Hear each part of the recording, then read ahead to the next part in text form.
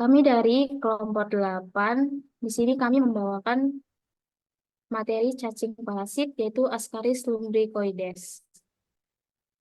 Adapun anggota kami terdiri dari saya sendiri, Gabriela, ada Iren, Nabila Elza, Aulia Putri, Nabila Okta, Suraya, dan juga Triana. Yang pertama adalah mengenai pengertian dari cacing parasit ini. Ascaris lumbricoides adalah nematode usus atau cacing usus yang ditularkan melalui tanah, yang dapat menyebabkan penyakit Ascaris. Cacing ini disebut juga dengan cacing gelang. Dalam periode hidupnya, cacing ini memerlukan tanah untuk berkembang, dan penularan cacing ini melalui perantara tanah. Adapun klasifikasi atau taksonominya yaitu Kingdom Animalia, Phylum Nematoda, kelas Secernetii, Ordo Ascaridida, famili Ascarididae, genus Ascaris, spesies Ascaris lumbricoides. Selanjutnya adalah mengenai morfologi yang akan dibawakan oleh teman saya, Suraya. Baik, untuk morfologi itu kita akan membahas morfologi telur dan juga morfologi cacing dewasanya. Untuk morfologi telur itu terdapat dua macam jenis. Yang pertama ada telur yang mengalami pembuahan atau telur fertil, kemudian nanti akan dilanjut dengan telur yang tidak mengalami pembuahan atau infertil. Untuk telur telur yang fertil sendiri dia bentuknya bulat atau oval, kemudian permukaannya tidak teratur. Untuk ukurannya panjangnya perkiraan 45 hingga 75 mikrometer dengan lebar 35 sampai dengan 50 mikrometer. Memiliki tiga dinding lapis. Yang pertama adalah lapisan luarnya itu tebal berkelok-kelok. Eh, Terdapat lapisan albuminnya. Lapisan kedua dan ketiganya itu relatif halus dan terdapat lapisan hialin dan vitelin. Untuk telurnya berisi embrio dan berwarna kuning kecoklatan. Kemudian untuk telur infertil, yaitu telur yang tidak dibuahi, dihasilkan oleh cacing betina yang tidak subur ataupun terlalu cepat dikeluarkan oleh cacing betina yang subur. Bentuknya oval memanjang dengan ukuran panjang sekitar 88 hingga 94 mikrometer dan lebar 40 sampai dengan 45 mikrometer. Dindingnya terdiri dari dua lapis, lapisan luar tebal berkelok-kelok atau sangat kasar, tidak teratur, terdiri dari lapisan albumin, dan lapisan keduanya relatif halus, terdiri dari lapisan hialin. Warnanya kuning kecoklatan.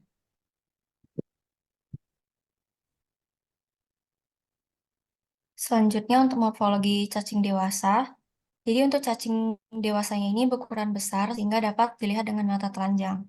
Merupakan cacing nematoda yang paling besar pada manusia dan secara umum dapat dilihat bahwa cacing Ascaris lumbricoides ini berwarna merah.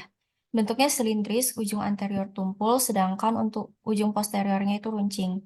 Memiliki tiga buah bibir, yaitu satu bibir medior dorsal yang lebar dan dua bibir ventrolateral. Kemudian mempunyai kutikula yang bergaris-garis melintang menyelubungi tubuhnya atau yang disebut dengan transversal lines. Lalu pada stadium dewasa ini, spesies cacing memiliki jenis kelamin yang terpisah, ada cacing betina dan juga cacing jantan. Untuk ukuran cacing betina sendiri, panjang tubuhnya itu 20 hingga 40 cm dan diameternya sekitar 0,3 sampai dengan 0,6 cm. Untuk cacing jantannya, panjang tubuhnya 15 sampai dengan 30 cm dengan diameter 0,2 sampai dengan 0,5 cm. Jadi untuk ukuran cacing jantan itu biasanya lebih kecil daripada cacing betinanya. Cacing betina sendiri mampu bertahan hidup selama 1 hingga 2 tahun dan memproduksi 26 juta telur selama hidupnya dengan 100.000 hingga 200.000 butir telur per harinya.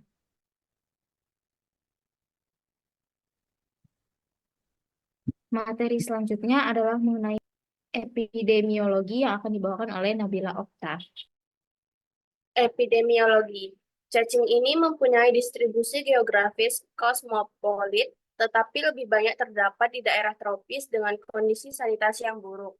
Cacing ini bisa dijumpai pada semua umur, tetapi lebih sering menginfeksi pada anak-anak. Telur infektif dapat menginfeksi dari tanah ke mulut, terutama melalui tangan. Hal ini banyak terjadi pada anak-anak yang berhubungan dengan tanah yang tercemar. Tanah yang subur, lembab, dan teduh merupakan tempat yang ideal bagi pertumbuhan telur cacing Ascaris. Telur ini tahan terhadap desinfektan kimiawi, tahan pada suhu beku, tetapi tidak tahan terhadap kekeringan. Telur ini dalam kondisi ideal dapat bertahan sampai 7 tahun.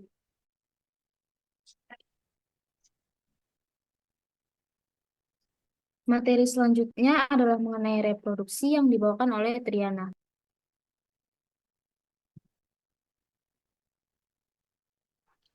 Selanjutnya ada reproduksi. Hanya reproduksi seksual yang terjadi pada Ascaris. Pada Ascaris, gematogonia bertunas dari ujung proksimal gonad saat mereka bergerak menuju ujung distal gonad. Gematogonia ini menjalani gematogenesis. Metode pembentukan sel germinal ini disebut telogonik dan umumnya terjadi pada sebagian besar nematoda. Pada gonad telogonik, 3 zona berikut dapat diidentifikasi. Yang pertama, ada zona germinal. Zona ini dikenal sebagai zona proliferasi. Zona ini terletak di ujung proksimal gonad. Biasanya, satu sel terminal besar membentuk zona ini. Terdapat sel apikal besar yang merupakan sel epitel dinding gonad di depan sel terminal. Dari sel apikal ini, gematogonia bertunas. Selanjutnya ada zona pertumbuhan. Di zona pertumbuhan ini, gematogonia terletak menempel pada tulang sitoplasma. Di sisi lain, ia tumbuh dan berdiferensiasi menjadi gematosit amoeboid. Selanjutnya ada zona pematangan. Di zona pematangan ini adalah zona paling distal. Tempat gematokosit terpisah dari tulang sitoplasma untuk mengalami pematangan. Setelah matang, gematosit berubah menjadi gamet. Zona pematangan diikuti oleh gonodu. Sperma atau spermatozoa berbentuk amoeboid, sedangkan sel telur berbentuk elips. Adalah oosit sekunder yang berkembang dari satu divisi pematangan. Pembagian pematangan kedua terjadi setelah pembuahan.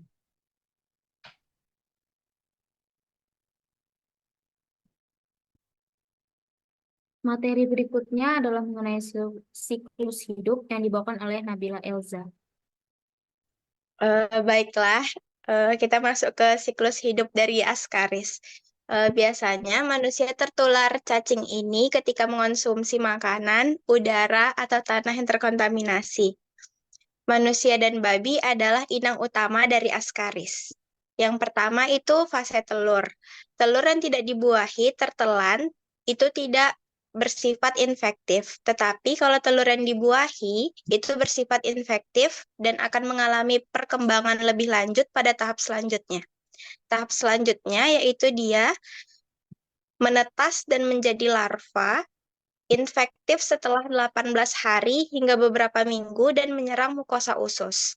Kemudian mereka berpindah ke bagian lain seperti paru-paru, balik lagi ke tenggorokan agar bisa tertelan dan dikembalikan ke usus hingga mencapai kematangan. Ketika larva mencapai usus kecil, mereka berkembang menjadi cacing dewasa. Pada tahap ini, cacing dewasa menghasilkan telur dalam jumlah yang banyak. Begitu seterusnya. Selanjutnya adalah patologi. Kebanyakan infeksi ringan itu tidak menimbulkan gejala.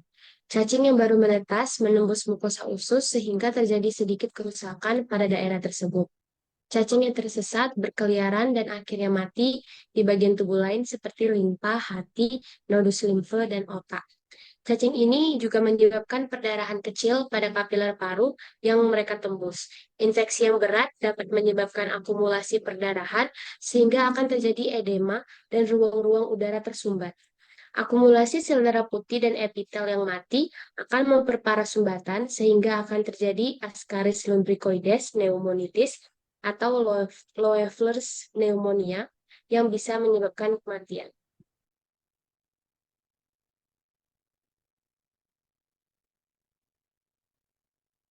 Pada infeksi sedang hingga berat, dapat terjadi malnutrisi pada anak-anak yang nutrisinya diambil oleh cacing. Dapat terjadi nyeri abdomen, urtikaria, eosinofilia, nyeri pada mata, asma dan insomnia sebagai respon alergi terhadap metabolit yang dihasilkan cacing.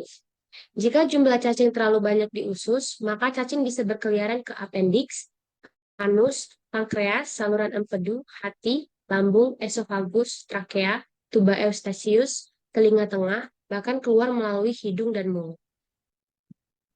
Selanjutnya untuk cara mendiagnosis itu ada 3 macam.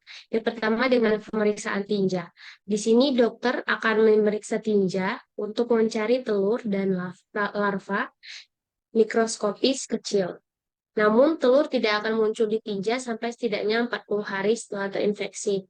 Yang kedua ada tes darah. Tes darah ini biasanya untuk mengetahui adanya peningkatan jumlah jenis sel darah putih tertentu yang disebut eosinofil.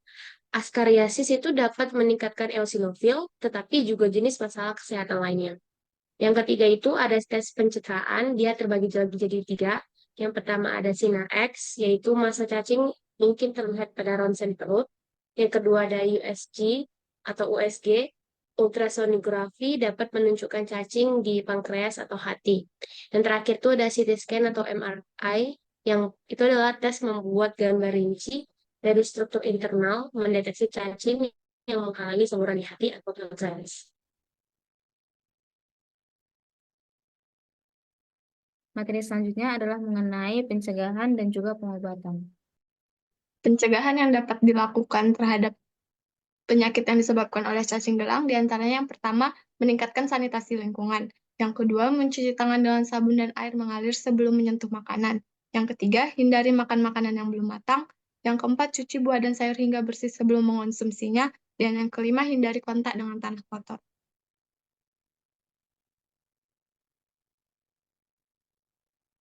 Pengobatan infeksi cacing gelang umumnya menggunakan obat cacing. Obat-obatan ini bertujuan untuk membunuh dan menghilangkan cacing dari dalam tubuh.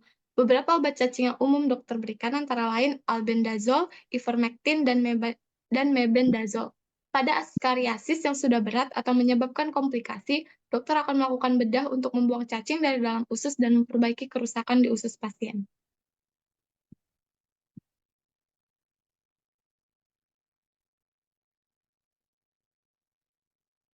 Itu tadi adalah presentasi kami mengenai Ascaris lumbricoides. Apabila ada kesalahan kata, mohon dimaafkan. Terima kasih.